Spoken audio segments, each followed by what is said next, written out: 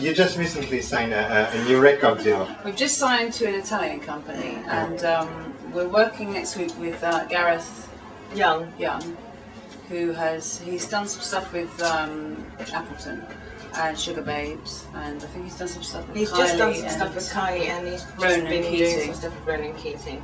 So we're doing. He's a good Cornish boy. I met him years ago. Is it a new musical direction? We're in the day after tomorrow, so we'll let you know. Yeah. It'll be dance, but still with that pop kind of element. And he does some quite rocky stuff as well. I mean, what I like about the Sugar Babes is it's kind of a bit raunchier and a bit heavier, but still poppy dancey stuff. So the new album, which is coming, how would you see it? What do you want to do? I want guitars on it. I want it to be a bit rocky, but still very dance. I still like the whole trance thing and the whole. But I want it, I'd like it to stand out. I'd like to hear it, like occasionally, very occasionally, you hear a track on the radio and you think, oh God, that sounds fabulous, because it's different. A real sort of classic pop song, but just with a different kind of twist, which is how I felt when I first heard the Sugar Babes thing, which was mixed with, the Gary Newman thing or whatever. I just like something that just stands out. And I'd just like our first single to be irresistible. And Kevin, you've got like favourite songs at the moment, haven't you? What are your favourite songs at the moment? Well, we quite like Rachel Stevens' song. Well, that's a classic pop song, and it just sounds different when you hear it on the radio. It's not your run-of-the-mill sort of dancey track. And I also love that Brazilian song. That Brazilian sort of feel. Keith, what's that? What was our Brazilian Ibiza anthem from the year before last? Tim Deluxe.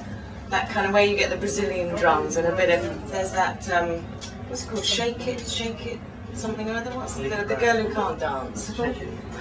Yeah, Lee Cabrera.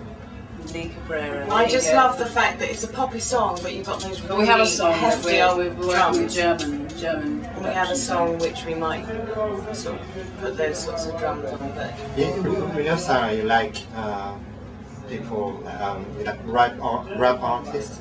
Like names you've mentioned before. I just love the way, like Missy Elliott, she's such a genius, and like Busta Rhymes and all those sort of, they bring in different people to work with, and it's just always so kind of.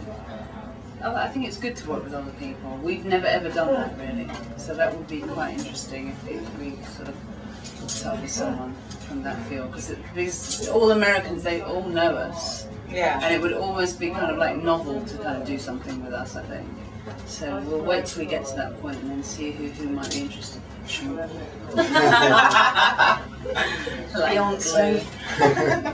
Are you going to bring in the songs you've been working on for the last couple of months? I think we'll probably start, possibly, but we're going to start with 4 tracks. So we're working with Gareth, and then I think possibly Rob Davis, who did Spiller.